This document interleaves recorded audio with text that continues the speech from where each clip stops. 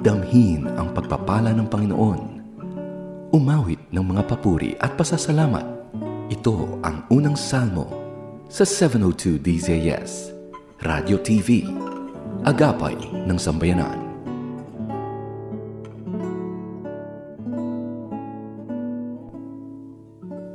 Magandang umaga, kaagapay! Isang panibagong umaga na may hatid na pag-asa. Let us start this brand new week ng may kagalakan at pasasalamat sa Diyos because every gising is a blessing. Ito po ang programang Unang Salmo. Ako po si Arwel Mendoza. Ang ating paksa ngayong umaga ay patungkol sa Make Your Family as a Blessing. Ang orihinal na disenyo ng Diyos para po sa pamilya ay maging isang pagpapala sa loob ng tahanan at sa iba. Maaaring gumawa ka ng positibong epekto sa iyong asawa at mga anak, mga magulang, mga kapatid at iba pang kamag-anak maging sa iyong itinuturing na spiritual family. Pero paano natin gagawing pagpapala ang ating pamilya? Atin pong basahin ang Jeremias, Kabanata 35, mga talata 18 hanggang 19. O sa English, Jeremiah chapter 35 verses 18 to 19.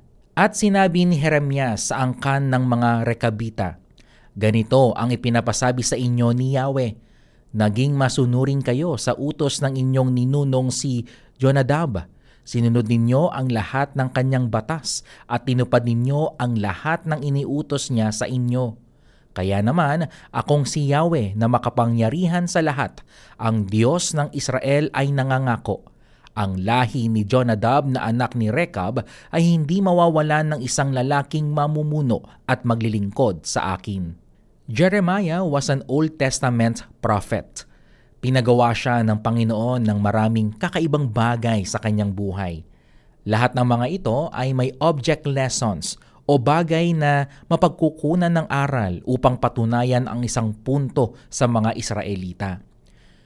Si Propeta Jeremias ay nagministeryo noong panahong ang katimugang kaharian ng Juda ay tiyak na malapit ng lusubin, sakupin at sa kalaunan ay ipinatapon ng mga Babylonians. Sa Jeremiah chapter 35 verses 1 to 6, inutusan ng Panginoon si Jeremias na dalhin ang mga Rekabita o Recabites sa isang silid ng bahay ng Panginoon at bigyan sila ng alak na maiinom. Lahat sila ay nagsabing hindi sila iinom ng alak. Ang mga Recabites para po sa inyong kabatiran ay hindi po silang mga Israelita, ngunit napasama ang mga ito sa kanila. Si Rekab ay isang Kenite na kamag-anak po ng mga Midianites. Ito po ay sina Jethro na biyenan ni Moises. Sila rin po ay mga nomad o mga naninirahan sa tent o tolda. Sila po ay sumunod sa isang pamumuhay na mula pa sa kanilang ninuno na si Jonadab. Bilang kabahagi sa pamilya ng Diyos, sinusunod po natin ang halimbawa ni Jesus kung saan nakaangkla ang ating identity o pagkakakilala. Alam po natin na si Jesus ay malapit sa ating Diyos Ama. Kapag ibinigay po natin ang ating buhay kay Jesus, ang kanyang Ama ay magiging ama na rin natin. Tayo po ay bahagi na ng pamilya ng Diyos. Alam nyo mga kaagapay, kapag nakaangkla po ang ating identity kay Christ, tayo po ay napapaalalahanan na anak tayo ng Diyos. We're also reminded na walang makapaghihiwalay sa kanyang pag-ibig and we are God's masterpiece and we are complete in Christ. So what makes the Recabites different?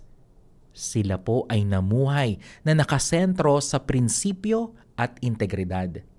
Bukod sa hindi pag-inom ng alak, marami pang ibang bagay na nabanggit si Jonadab na isinasabuhay nitong pamilyang ito.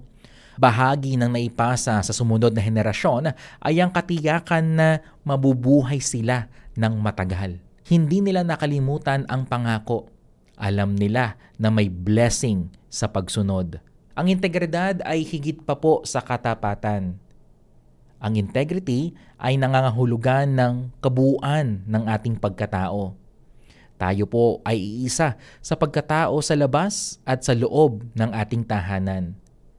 Namumuhay tayong patuloy na nakasentro sa ating prinsipyo.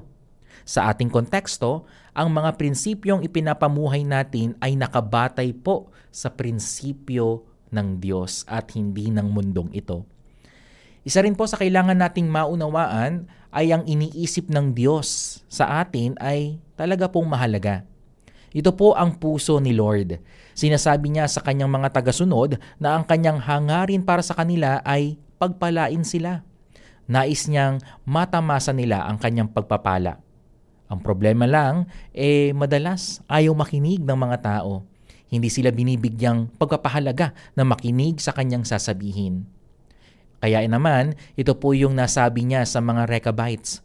Sila ay nakikinig sa kanilang ama sa lupa.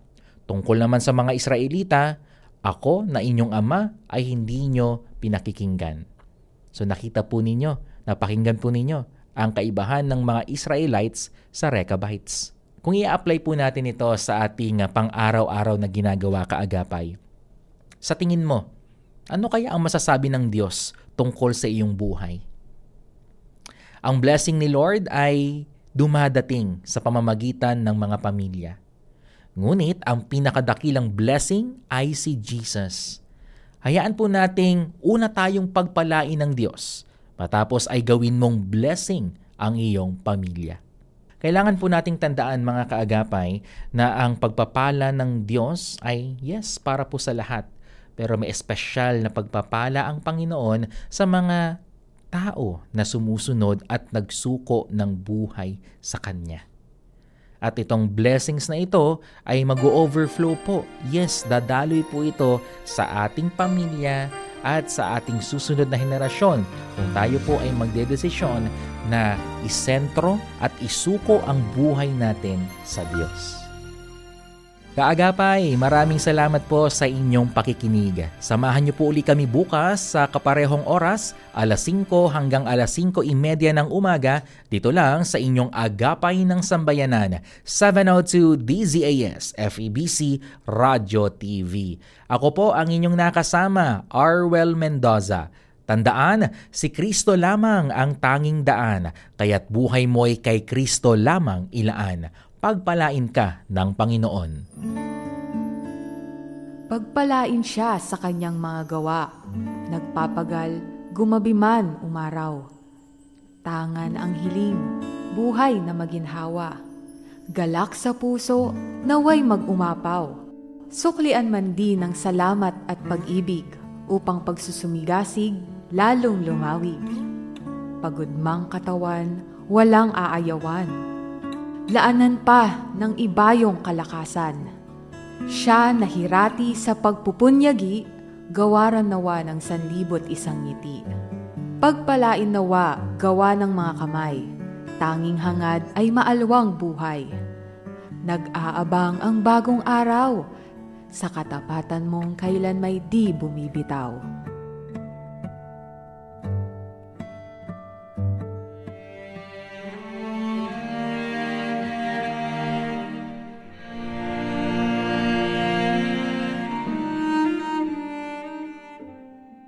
Panginoon, maraming salamat po sa panibagong araw, panibagong buhay, panibagong pag-asa.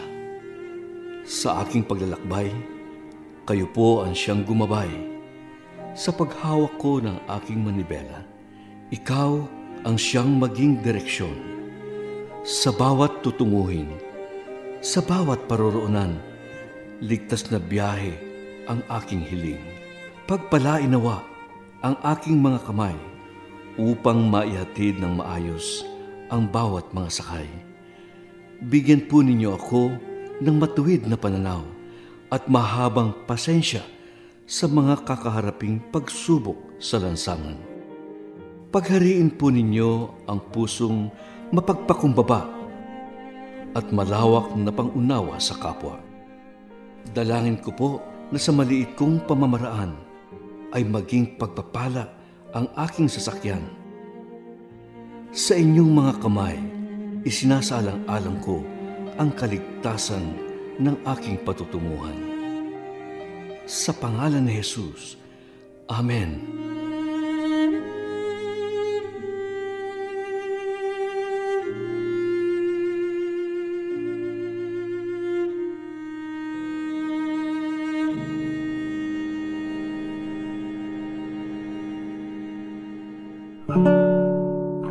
Iyong napakinggan ang unang salmo sa 702 DZS, Radio TV, Agapay ng Sambayanan.